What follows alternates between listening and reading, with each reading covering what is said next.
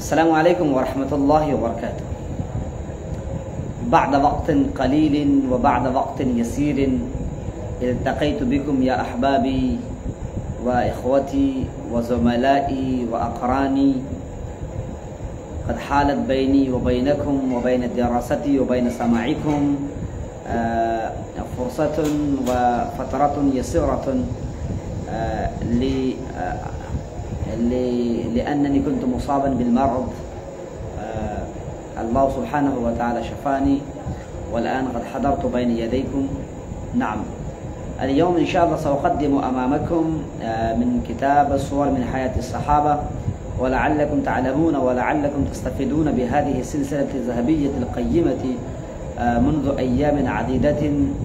وإنني قد قدمت أمامكم كثيرا من التعبيرات النيرة الجديدة اللطيفة، ولعلكم قد سجلتم في كراسيكم وفي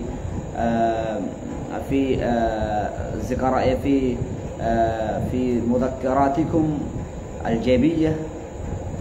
فإنني اليوم إن شاء الله سأقدم أمامكم درسا ثانيا من كتاب صور من حياة الصحابة، وهو الدرس الذي يتعلق بحياة الصحابي الجليل المسمى بسعيد بن عامر الجمحي. نعم، سعيد بن عامر الجمحي.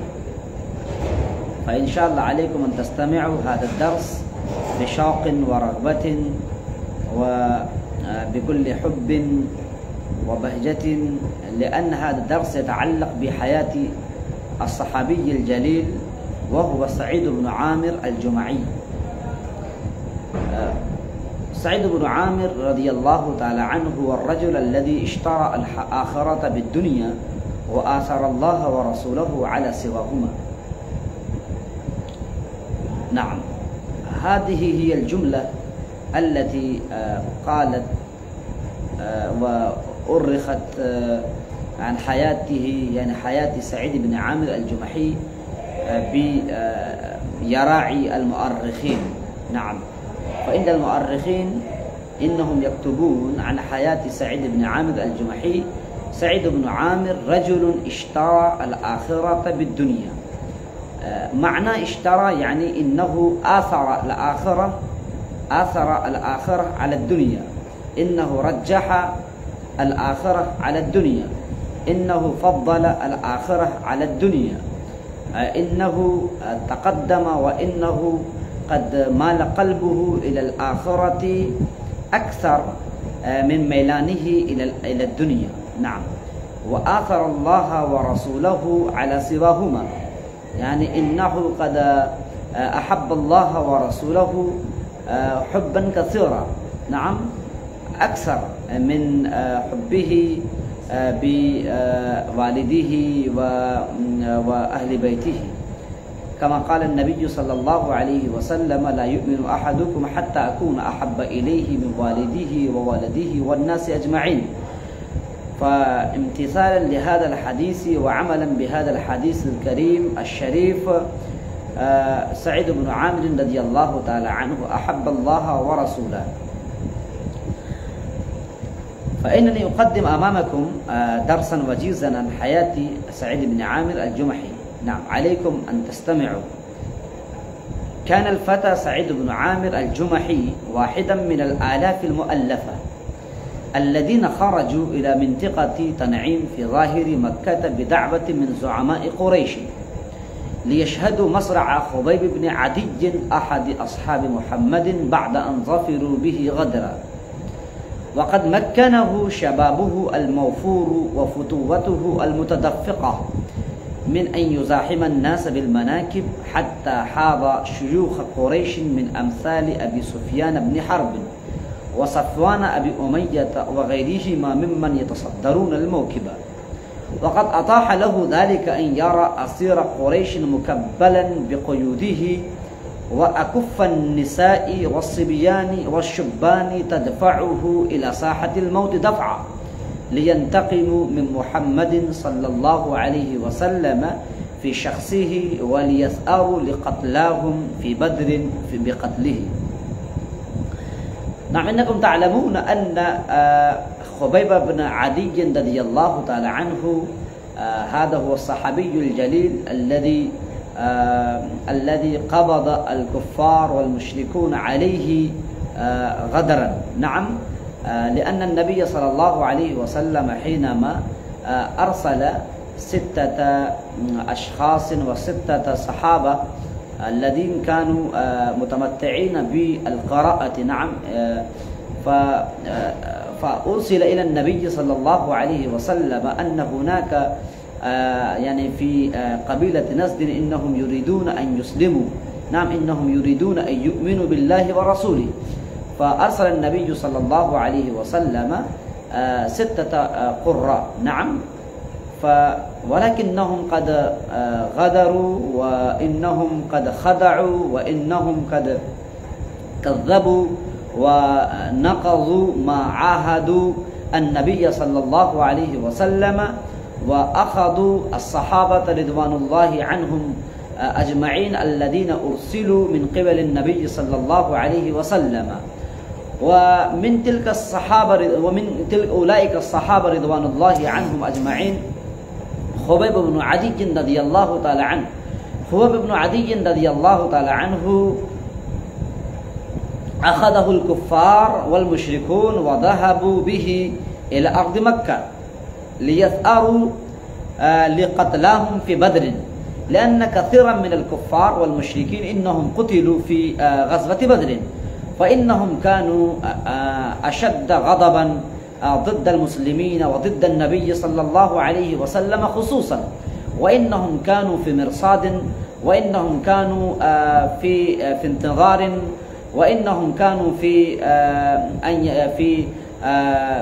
احتياج إلى أخذ الصحابة وإلى النبي صلى الله عليه وسلم، وأن يستأثروا وأن يسأروا من النبي صلى الله عليه وسلم ومن الصحابة رضوان الله عنهم أجمعون. فإنهم قد وجدوا هذه الفرصة الذهبية، وإنهم قد أتيحت هذه الفرصة القيمة، الفرصة المتاحة، حينما أرسل النبي صلى الله عليه وسلم 6 صحابة رضوان الله عنهم أجمعون ليعلموا أولئك الذين يريدون أن يسلموا وأولئك الذين يريدون أن يؤمنوا بالله ورسوله. نعم، ولكن النبي صلى الله عليه وسلم ما كان عارفا بالمستقبل. نعم، لو كان يعلم ما يحدث في المستقبل مع هؤلاء الصحابة لما أرسل هؤلاء الصحابة، وما وقع وما حدث مع أولئك الصحابة رضوان الله عنهم أجمعين. نعم، ولكن النبي صلى الله عليه وسلم أرسل أولئك الصحابة 6 إلى أرض نزد. نعم، ولكنهم خدعوا وغدروا وقبضوا على وقتلوا. نعم، وقتلوا أولا، يعني قتل أولئك الكفار وأولئك الغادرون وأولئك الكذابون وإلى أولئك الديوسون. نعم، قتلوا وقاتلوا الصحابة، وإنهم كانوا كثيرون، وأما هؤلاء الصحابة فإنهم كانوا أقل عددا. نعم، إنهم كانوا 6 فقط، لأن النبي صلى الله عليه وسلم قد انتخب واختار من كثير من الصحابة 6 نفور و6 أشخاص و6 صحابة ليعلموا الدين، ليعلموا القرآن، ليعلموا الإسلام. نعم، أولئك الذين يريدون الإيمان وأولئك الذين يريدون الإسلام.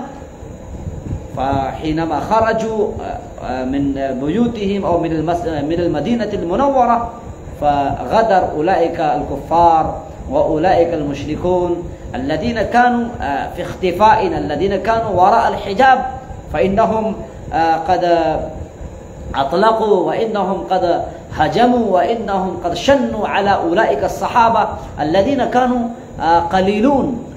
قليلين. نعم، هؤلاء الصحابة الست إنهم أولا أنكروا وقالوا نحن إن شاء الله سنرد عليكم ردا شديدا ولا نستسلم. نعم، لأموركم ولإنقيادكم. فإنهم أنكروا وردوا ردا شديدا. فأولئك الكفار فإنهم وهؤلاء الصحابة، فوقعت بين هؤلاء وبين هؤلاء وقعة شديدة، نعم، وقعة وهجمة عنيفة، فقتلوا، نعم، فقتل كل صحابي إلا واحد، نعم، وهو خبيب بن عدي رضي الله تعالى عنه. فذهب الكفار والكافرون والمشركون بخبيب بن عدي رضي الله تعالى عنه إلى أرض مكة، نعم، ليقتلوا خبيب بن عدي رضي الله تعالى عنه أمام أولئك الذين قتل من آبائهم وإخوانهم وأزدادهم وأبنائهم وعشيرتهم، ليقتل هذا الصحابي الجليل، نعم، أمام أعين أولئك الذين ينتظرون، أولئك الذين قتل من آبائهم وإخوانهم وأزواجهم وعشيرتهم في غزوة بدر. فكذلك كان، نعم. فحينما حدد الكفار والمشركون المكان المعد، المكان المعين لقتل خبيب بن عدي رضي الله تعالى عنه، فذهب سعيد بن عامر رضي الله تعالى عنه الذي هو البطل، الذي هو الموضوع، الذي هو العنوان في هذا اليوم، نعم. فإنني أتحدث عن حياة هذا الصحابي الجليل، يعني وهو سعيد بن عامر الجمحي، نعم. إنه كان كافرا، إنه كان مشركا، نعم، إنه كان مع الذين لا يؤمنون بالله ورسوله، فإنه ذهب مع الكفار والمشركين، نعم، لرؤية هذا، يعني لرؤية قتل خبيب بن عدي رضي الله تعالى عنه، كيف إنه يقتل، وكيف إنه يضرب، وكيف إنه يرمى، وكيف إنه ينشق، لرؤية هذا القتل، لرؤية هذا المنظر الشنيع، منظر العجيب، فإنه خرج من الكفار مع الكفار والمشركين، نعم. كان الفتى سعيد بن عامر الجمحي واحدا من الآلاف المؤلفة يعني المشتملة، يؤلف تأليفا، يعني يجمع جمعا، نعم. فواحدا من الآلاف المؤلفة، لأن كثيرا من الرجال وكثيرا من الكفار في عدة في شكل الآلاف، يعني كثير من العدد وكثير من التعداد، إنهم خرجوا لرؤية هذا المنظر. واحدة من الآلاف المؤلفة الذين خرجوا إلى منطقة التنعيم في ظاهر مكة بدعوة من زعماء قريش. زعيم جمعه زعماء، زعيم جمعه زعماء، رئيس معناه رئيس، يعني الذي كان مسؤولا عن الكفار، الذي كان مسؤول عن المشركين، فكان هو زعيم، فكان هو رئيس، فكان هو أمير، نعم. زعيم معناه أمير، وأمير معناه رئيس.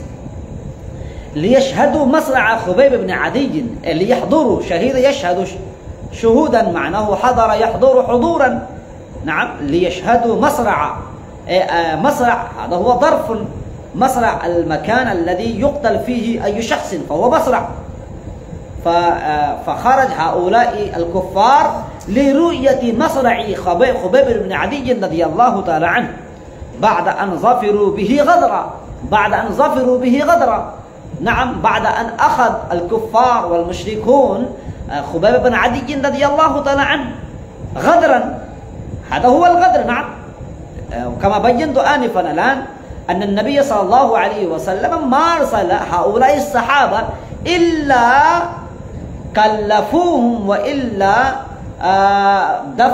دفع إليهم مسؤولية هامة، وهي المسؤولية أن يعلم هؤلاء الصحابة، أولئك الذين يريدون الإسلام، أولئك الذين يدخلون في دائرة الإيمان. من أجل ذلك أرسل النبي صلى الله عليه وسلم هؤلاء الصحابة 6، نعم. ولكن أولئك الكفار الذين جاءوا إلى النبي صلى الله عليه وسلم وإنهم قد غدروا، وإنهم خدعوا، وإنهم قالوا، نعم، في أثناء الطريق، فإنهم قتلوا الصحابة 5 إلا واحدا، نعم، وهو خبيب بن عدي رضي الله تعالى عنه.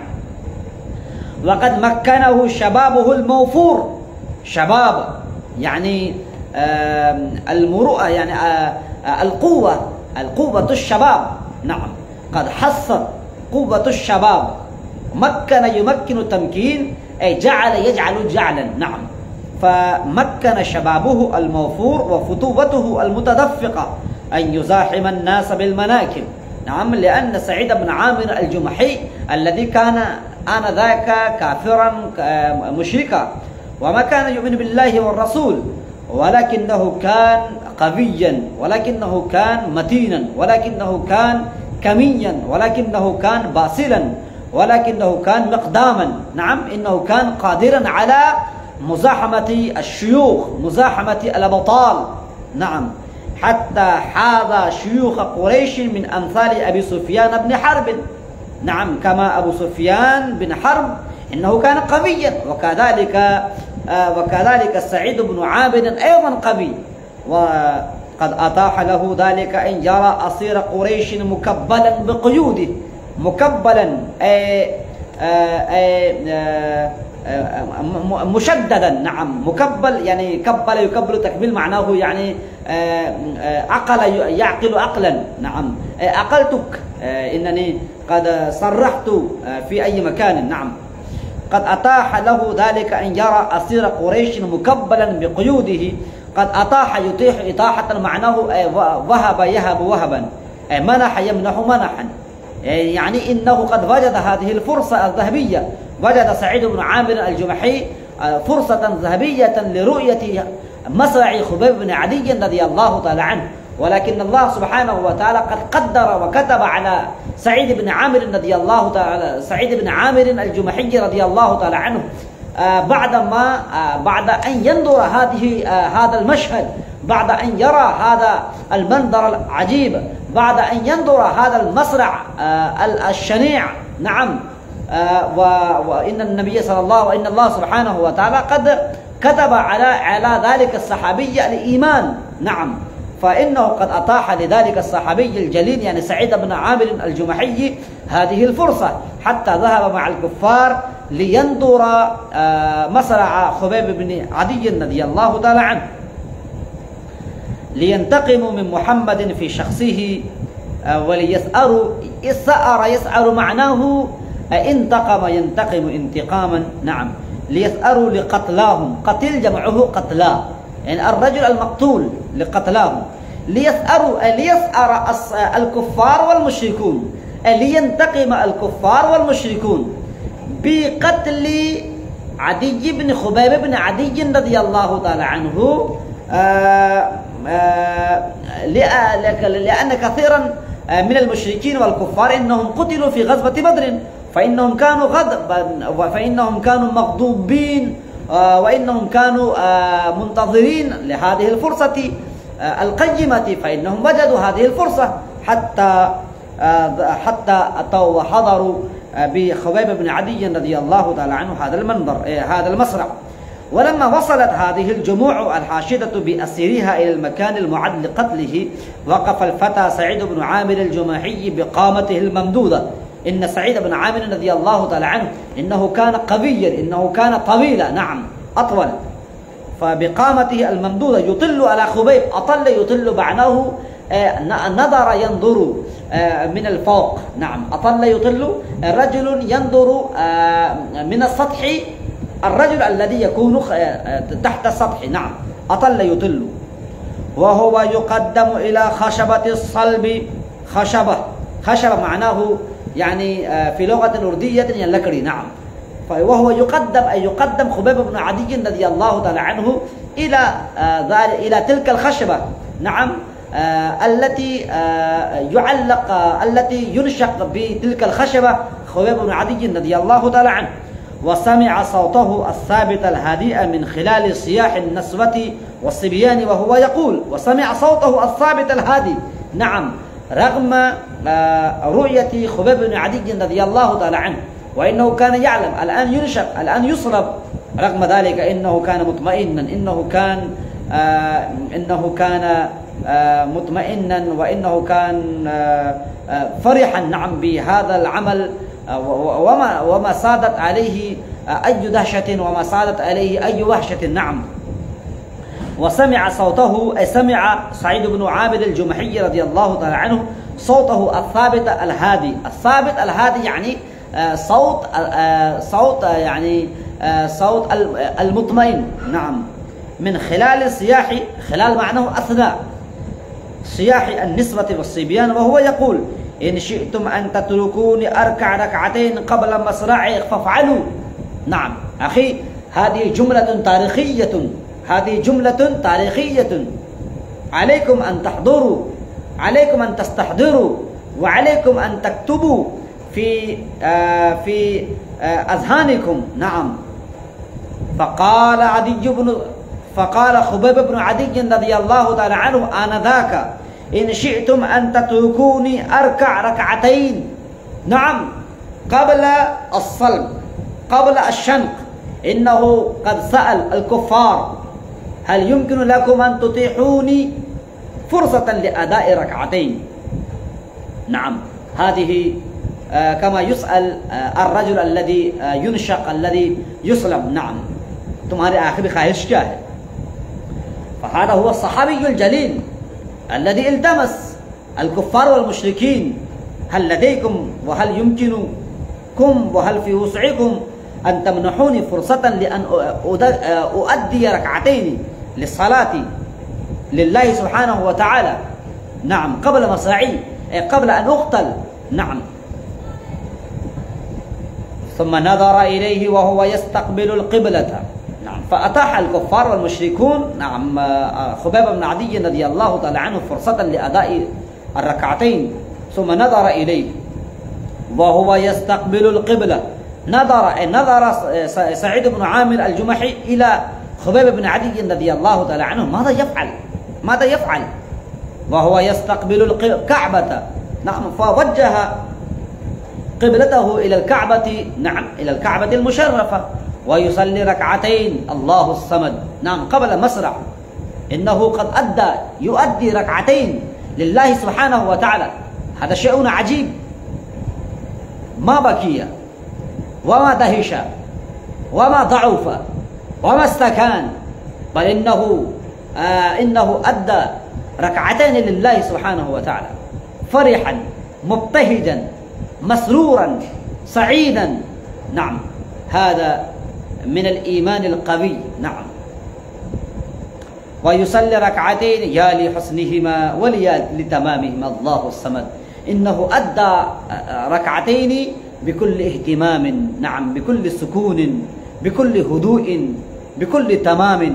الله الصمد، الله الصمد، يا لحسنهما وليا تمامهما. إنه أتم ركعتين، إنه أتم وأحسن تلك الصلاة، تلك الركعتين، نعم، تانك الركعتين.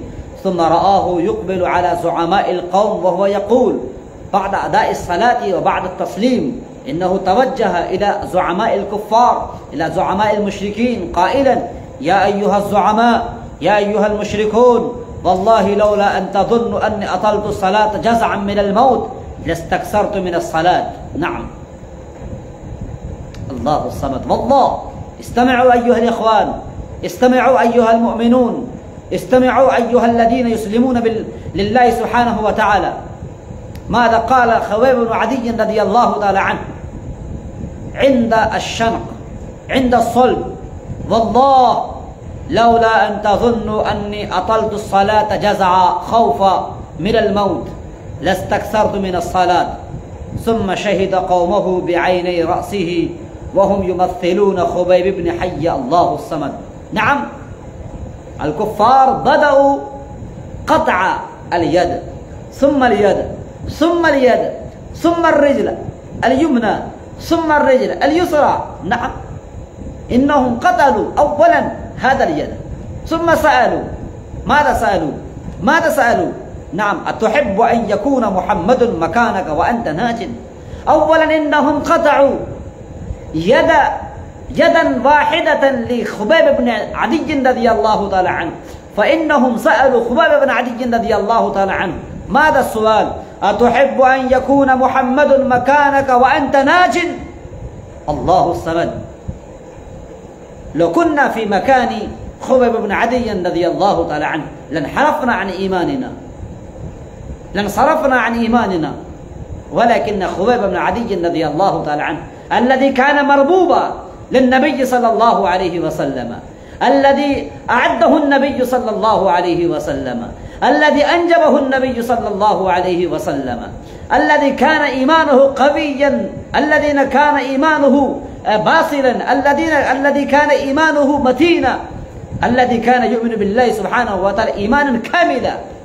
نعم، لو كنا في مكان خبيب بن عدي رضي الله تعالى عنه لقلنا نعم إنني نحن نقبل أن النبي صلى الله عليه وسلم في مكانه، نحن نقبل. ولكن خبيب بن عدي رضي الله تعالى عنه إنه رد ردا شديدا، مع أن الكفار إنهم قتلوا يدا يمنى. بعد قتل اليد اليمنى نعم إنهم سألوا خبيب بن عدي رضي الله تعالى عنه: ايش أتحب أن يكون محمد مكانك وأنت ناج؟ الله الصمد. فيقول والدماء تنزف منه. نعم، إنه أجاب هذا الجواب، نعم إنه أجاب، وإنه ورد على هذا السؤال من قبل الكفار. ايش سؤال؟ نعم، عليكم أن تستحضروا هذا السؤال. نعم، هذا الكتاب صور من حياة الصحابة يا شيخ محمد تبريز علم. نعم، صور من حياة الصحابة. هذا الكتاب يصور حياة الصحابة رضوان الله عنهم أجمعون.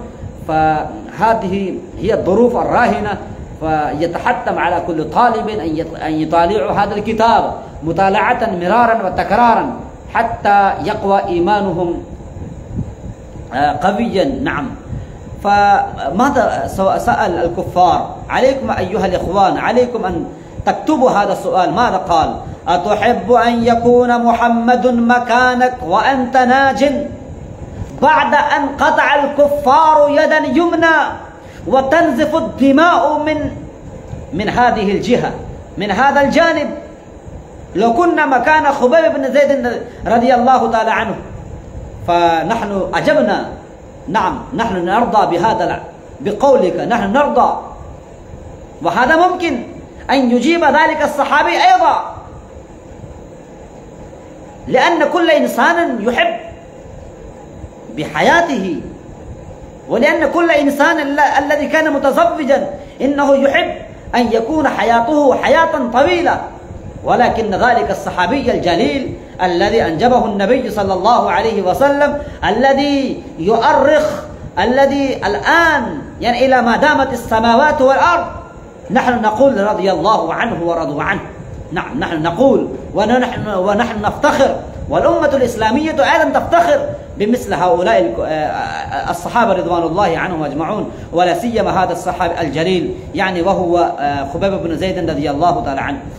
نعم، وأنه أثبت بصموده وقدرته بأنه يساعد بتحقيق الإسلام ويعيش في كنف النبي صلى الله عليه وسلم مهما كانت المصائب بلغت أو جهة. نعم، طيب أخي يا حسان الدين، نعم أصبت وكتبت أو أحسنت وجدت. نعم، إنه صبر كالجبال على موقفه، لأنه كان قضاء حياته في كنف وفي رعاية النبي صلى الله عليه وسلم، فكان أثرا تاما في حياة خبيب بن عدي رضي الله تعالى عنه.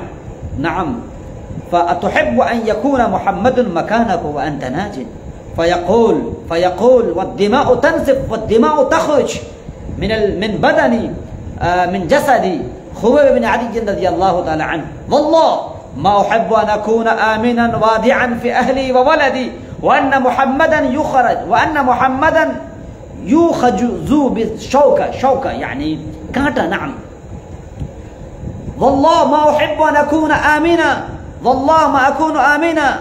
نعم، تصير منه. نعم، طيب أخي، والله ما أحب أن أكون آمنا وادعا في أهلي وولدي، فإنه أخذ، فإنه عمل، فإنه آمن بذلك الحديث الذي قاله النبي صلى الله عليه وسلم: لا يؤمن أحدكم حتى أكون أحب إليه وولده والناس أجمعين، كما قال القرآن الكريم أيضا.